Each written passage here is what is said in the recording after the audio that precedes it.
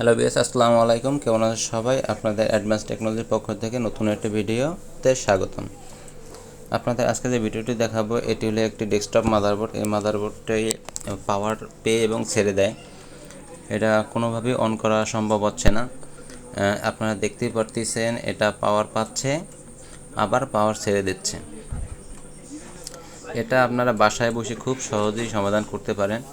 এটাকে প্রথমে আমরা বুলার মেরে পরিষ্কার করে নিলাম। পরিষ্কার করে অনেক সময় ময়লা থাকার কারণে কিন্তু পাওয়ার ছেড়ে দেয়। আমরা প্রাথমিক সেটা চিকিৎসা করলাম, ট্রিটমেন্ট দিলাম, কিন্তু পরিষ্কার করার পরও আমাদের একই রেজাল্ট আসতেছে। এর জন্য আমরা প্রথমেই মাদারবোর্ডটাকে যতগুলো কেবল কানেক্টেড আছে এই কেবলগুলো সবগুলো আমরা খুলে নেব। যতগুলো কানেকশন আছে সবগুলো প্রথমে আপনারা খুলে নেবেন।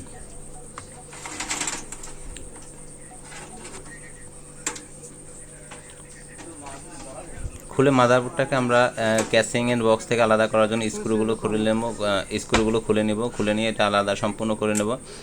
আলাদা করে আমরা এই ফ্যানগুলো খুলব। ফ্যানগুলো খোলার জন্য আপনার টিক চিহ্ন দেওয়া থাকবে, ওদিকে ঘোরাতে হবে, তারপরে এটা খুলে যাবে। ফ্যানটাকে খুলে আপনার যদি কিছু ময়লা ছিল আমি জাস্ট একটু পরিষ্কার করছিলাম। এরপরে প্রসেসরটা খুলব।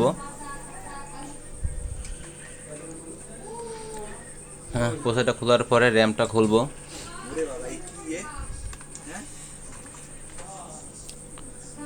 র্যামটা খুলে পেন্সিল যে রাবার আছে রাবারটা দিয়ে খুব সুন্দরভাবে এটা পরিষ্কার করব। দুই পাশে খুব সুন্দরভাবে পরিষ্কার করতে হবে। র্যামটা যেভাবে খুলবো ঠিক সেভাবে আবার লাগাবো। এরপরে প্রসেসরটাকে আমরা আবার ক্লিন করব, কারণ অনেক সময় ধুলাবালি থাকার কারণে এই সমস্যাগুলো হয়। এর জন্য ওটাকে আমরা আবার ক্লিন করব। ক্লিন করে প্রসেসরটা যেভাবে খুলবো ঠিক সেভাবে আবার লাগাবো। পিনগুলোর দিক লক্ষ্য রাখতে হবে যেন বাঁকা না হয়ে যায়, পিনগুলো খুব সূক্ষ্ম থাকে। আমাদের লাগানো হয়ে গেছে। এবার আমরা পাওয়ার সাপ্লাই কানেকশনটা দিব 24 পিন আর 4 পিন। পাওয়ার দিয়ে আমরা দেখব যে আমাদের এখন কি রেজাল্ট আসে, আমাদের পাওয়ার পেয়ে আবার ছেড়ে দেয় কিনা।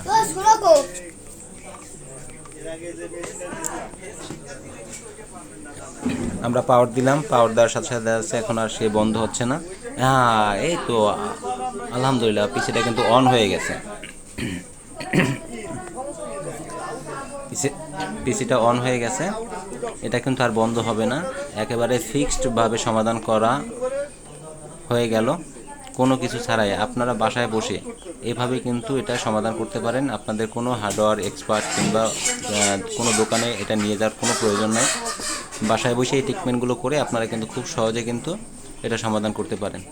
আপনাদের যদি ভিডিওটি ভালো লাগে তাহলে অবশ্যই চ্যানেলটি সাবস্ক্রাইব করে দিয়ে বেল বাটন অন করে দিয়ে আমাদের পাশে থাকবেন। ধন্যবাদ আপনাদের সবাইকে আমার ভিডিওটা কন্টিনিউ আপনাদের দেখার জন্য।